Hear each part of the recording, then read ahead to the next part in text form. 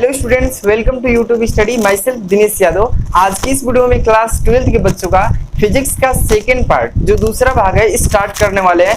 Community में मैंने post किया था कि सेकेंड पार्ट को स्टार्ट किया जाए, तो बच्चे बोले हैं कि सर बिल्कुल स्टार्ट कीजिए। तो मैं बिल्कुल आज से वीडियो स्टार्ट कर रहा हूँ फिजिक्स का सेकेंड पार्ट यानी दूसरा भाग। चैप्टर इसमें देखिए 7 चैप्टर हैं टोटल। कितने? 7 चैप्टर, जिसमें फर्स्ट चैप्टर को स्टार्ट करने वाला हूँ।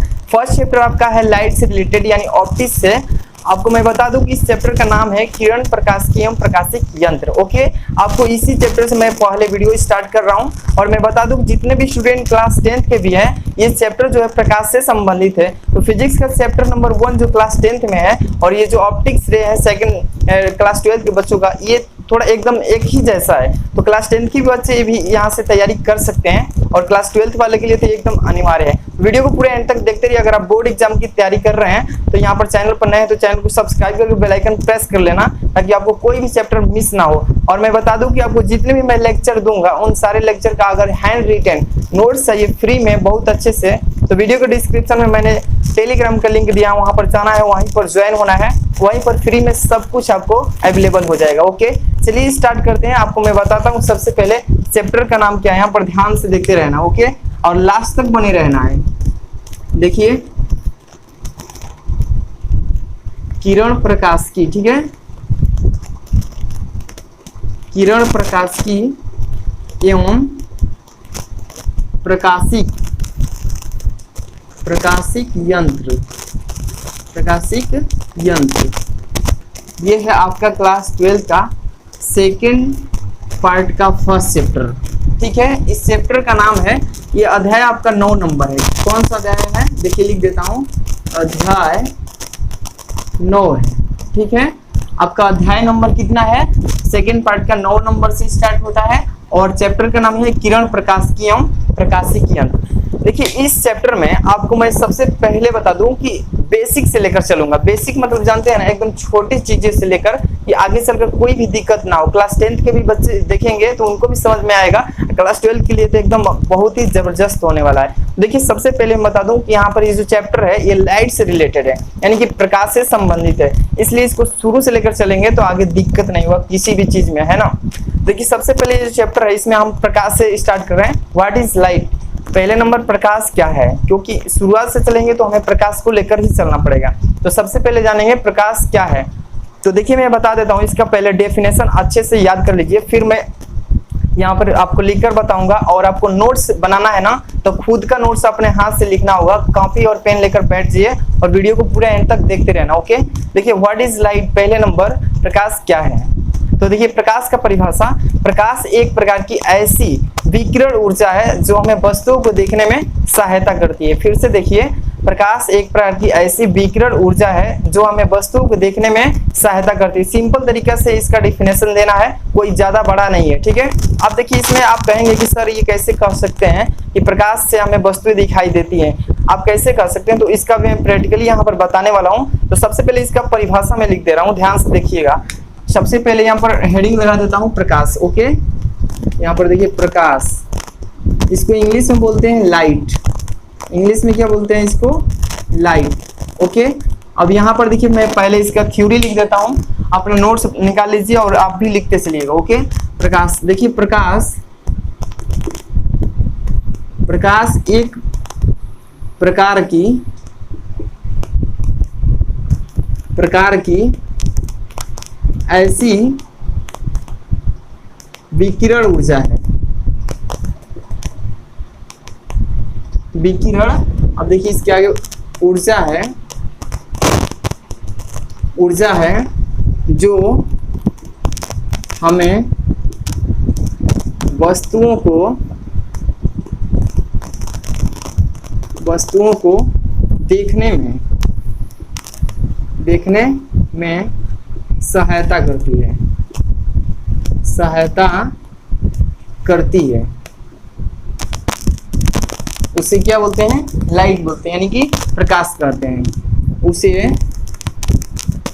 प्रकाश कहते हैं। बहुत ही सिंपल सा इसका डिफिनेशन है।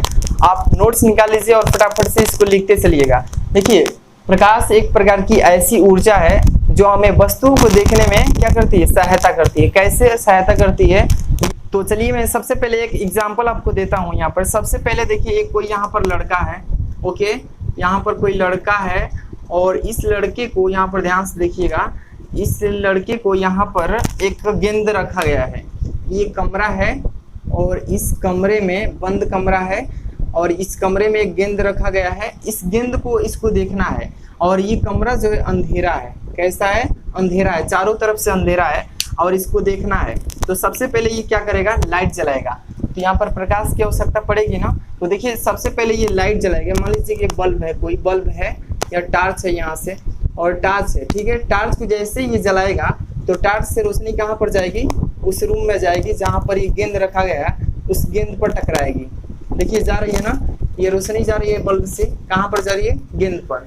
जैसे ही गेंद पर जाएगी तो गेंद से क्या होगा कि जहाँ ये क्या होगा कि टकराएगा, जितने भी किरणें जाएंगी वहां पर टकराएगी गेंद से। गेंद से टकराने के बाद वहां से चारों तरफ फैल जाएंगी और कुछ ऐसी किरणें होंगी जो इसके आंख पर आएंगी, ठीक है। कुछ ऐसी किरणें होंगी जो इसके आंख पर आएंगी, गेंद से टकराने के बाद इसके आंख पर आएगी। जैसे ही आंख पर आएगी तो आंख के पीछे जो रेटिना होता है, उस रेटिना पर इस गेंद का प्रतिबिंब उल्टा बनेगा। जैसे उल्टा बनेगा तो जो हमारी आंख है इसको क्या करती है, सीधा करके प्रतीत होता है, हमें सीधा दिखाई देने लगता है। ये तो आगे पढ़ेंगे हम लोग नेत्र से संबंधित वाले चैप्टर में, ओके। तो आपको मैं बता दूं कि कभी भी किसी भी वस्तु को देखना होता है तो सबसे पहले प्रकाश जो आता है वस्तु पर पड़ता है और वस्तु से टकराने के पश्चात हमारी आंखों में आता है और आंखों में जाकर के हमारा रेटिना पर उस वस्तु का प्रतिबिंब बन जाता है। इस तरीके से हम प्रकाश की सहायता से किसी भी वस्तु को आसानी से देख लेते हैं। तो होप कि आप ये समझ गए होंगे। अब देखिए इसके बाद हमें क्या पढ़ना है। देखिए वर्ल्ड में 2 टाइप्स की वस्तुएं हैं, यानी कि वस्तुओं का स्रोत। वस्तुओं का स्रोत जो है संसार में 2 तरह का है। यहाँ पर देखिए मैं बताते चल रहा हूँ, एक एक टॉपिक को यहाँ पर क्लियर करते चलना है बेसिक चीजों से। देखिए वस्तुओं का स्रोत, वस्तुओं का स्रोत, यहाँ पर देखिए वस्तुओं का स्रोत जो है 2 तरह का है। संसार में वस्तुओं का स्रोत 2 तरह का है, एक होता है प्रदीप्त वस्तु है और दूसरी होती है अप्रदीप्त वस्तुएं, ओके। तो यहाँ पर देखिए फर्स्ट नंबर मैं बात करूं तो यहाँ पर फर्स्ट नंबर में लिख दे रहा हूं कि प्रदीप्त वस्तुएं, प्रदीप्त वस्तुएं, ठीक है, प्रदीप्त वस्तुएं। और दूसरा नंबर जो है हमारा अप्रदीप्त वस्तुएं, अप्रदीप्त वस्तुएं। एक एक चीज को, टॉपिक को अच्छे से नोट करते चलना है। अभी मैं इसका डेफिनेशन बताऊंगा। सबसे पहले आपको यहाँ पर याद करा देता हूँ। देखिए संसार में वस्तुओं का स्रोत 2 तरह का है, एक तो है जो प्रदीप्त वस्तुओं का स्रोत है और दूसरा है अप्रदीप्त वस्तुएं, ठीक है। इसका मतलब देखिए प्रदीप्त वस्तुएं किससे कहते हैं, वे वस्तुएं जो प्रकाश का उत्सर्जन स्वयं करती है। मतलब कहने का है कि वे वस्तुएं, जो भी संसार में वस्तुएं हैं और अपने आप में से प्रकाश देती है, उस वस्तु को क्या बोलते हैं, प्रदीप्त वस्तुएं। और ऐसी वस्तुएं जो प्रकाश का उत्सर्जन स्वयं नहीं करती है उसे अप्रदीप्त वस्तुएं कहते हैं। अब इसका एग्जांपल जैसे कि आप देख सकते हैं, जैसे अप्रदीप्त वस्तुएं, ऐसी वस्तुएं जो प्रकाश का उत्सर्जन स्वयं करती है, जैसे कि सूर्य हो गया, बिजली का बल्ब हो गया, ये सभी कैसी वस्तुएं, प्रदीप्त वस्तुएं में आती है, ठीक है। और अप्रदीप्त में वे वस्तुएं जो प्रकाश का उत्सर्जन स्वयं नहीं करती है उसे अप्रदीप्त वस्तुएं कहते हैं। जैसे कि आप मोमबत्ती कह सकते हैं, चंद्रमा कह सकते हैं, तारे कह सकते हैं और लालटेन कह सकते हैं, लकड़ी, मेज, ये सभी कौन सी वस्तु में आएंगी, अप्रदीप्त वस्तुएं, क्योंकि ये स्वयं प्रकाश का उत्सर्जन नहीं करती, इसलिए ये अप्रदीप्त हो जाएंगी। जैसे कि इसके डिफिनेशन में लिख देता हूं। तो जैसे कि आप देख सकते हैं यहाँ पर मैंने नोट्स कर दिया है आपको। वस्तुओं का स्रोत जो है 2 तरह का होता है, एक प्रदीप्त वस्तुएं और अप्रदीप्त वस्तु। यहाँ पर ध्यान दीजिए प्रदीप्त वस्तुएं किससे कहते हैं, मैंने हेडिंग लगा दिया है, आपको अच्छे से इसको नोट कर लेना है। ऐसी वस्तुएं जो प्रकाश का उत्सर्जन स्वयं करती है। मैंने बताया ना पहले ही डिफिनेशन कि ऐसी वस्तुएं जो प्रकाश का उत्सर्जन स्वयं करती है उसे क्या बोलते हैं, प्रदीप्त वस्तुएं कहते हैं, यानी प्रदीप्त वस्तुएं कहलाती है। और जैसे कि कौन कौन सी वस्तुएं, जैसे कि हो गया सूर्य। सूर्य ऐसा है वस्तु जो हमें प्रकाश स्वयं देता है, किसी से वो प्राप्त नहीं करता है, स्वयं से प्रकाश उत्पन्न करता है, उत्सर्जन करता है। जैसे कि बिजली का बल्ब, ये भी है ना, ये बिजली का बल्ब भी ये किस में आता है, प्रदीप्त वस्तु में आता है, ओके। इसके बाद हम देखते हैं नेक्स्ट वाला जो हमारा अप्रदीप्त वस्तुएं। अप्रदीप्त वस्तुएं किससे कहते हैं, ऐसी वस्तुएं जो प्रकाश का उत्सर्जन स्वयं नहीं करती है उसे अप्रदीप्त। जैसे कि देख सकते हैं यहाँ पर मैंने हेडिंग लगाकर टोटल लिख चुका है। जैसे कि आप देख सकते हैं इसमें चंद्रमा अप्रदीप्त वस्तु में आता है। कैसे? क्योंकि देखिए चंद्रमा तो दिन में चमकता है और रात में भी चमकता है, लेकिन आपको दिखाई नहीं देता है। सूर्य की चमकने के कारण इसका जो प्रकाश है फीका पड़ जाता है। लेकिन ये जो चंद्रमा है स्वयं प्रकाश उत्पन्न नहीं करता है, ये जो है सूर्य के प्रकाश को ही मतलब अवशोषित करता है और शोषण करने के बाद ये क्या करता है, चमकता है। ओके, इसके बाद देख रहे हैं तारे, ये तारे भी सूर्य से ही प्रकाश को लेते हैं, अवशोषित करते हैं, तब जाकर चमकते हैं। तो ये दिन में ये तो चंद्रमा भी चमकता है और रात में भी चमकता है, तारे भी दिन में चमकते हैं और रात में भी, लेकिन सूर्य के प्रकाश इतना ज्यादा होने की वजह से ये दिन में हमें दिखाई नहीं देते हैं। जैसे कि लकड़ी हो गया, ये प्रकाश स्वयं उत्पन्न नहीं करते हैं ये सभी। और देख सकते हैं मेज हो गया आदि, ये सभी किस वस्तु में आते हैं, अप्रदीप्त वस्तु में। तो जो भी बच्चे अभी स्क्रीनशॉट लेना चाहते हैं यहाँ से ले सकते हैं। इसके बाद नेक्स्ट हम टॉपिक स्टार्ट करने वाले हैं। तो अब देखते हैं नेक्स्ट टॉपिक आपका है प्रकाश का गुण, यानी प्रॉपर्टी ऑफ लाइट। यानी कि देखिए सबका गुण होता है, एक नाम के तो बहुत सारे दुनिया में व्यक्ति हैं, जैसे कि आकाश, कोई भी बच्चा है, लेकिन एक नाम के तो बहुत सारे बच्चे हैं। अगर कह दिया जाए कि आकाश को पहचानते हैं तो आप कहेंगे किस आकाश को, मैं तो नहीं जानता किस आकाश को, आकाश नाम के तो बहुत सारे बच्चे हैं। इसी तरह से हर एक व्यक्ति का गुण अवगुण से ही पहचान होता है ना। तो इसी तरह से प्रकाश का भी खुद का प्रॉपर्टी है, अपना खुद का गुण है। तो चलिए देखते हैं फर्स्ट नंबर इसका क्वालिटी क्या है, क्या इसका गुण है। तो फर्स्ट नंबर अगर मैं बात करूं तो देखिए पहला नंबर, प्रकाश एक सीधी रेखा में गमन करता है। प्रकाश एक सीधी रेखा में गमन करता है, कहने का मतलब है कि एक देखिए प्रकाश एकदम सीधे स्ट्रेट लाइन में चलता है, लेकिन जब आप क्लास 12th में पढ़ेंगे तो प्रकाश एक विद्युत चुंबकीय तरंगों के रूप में भी चलता है।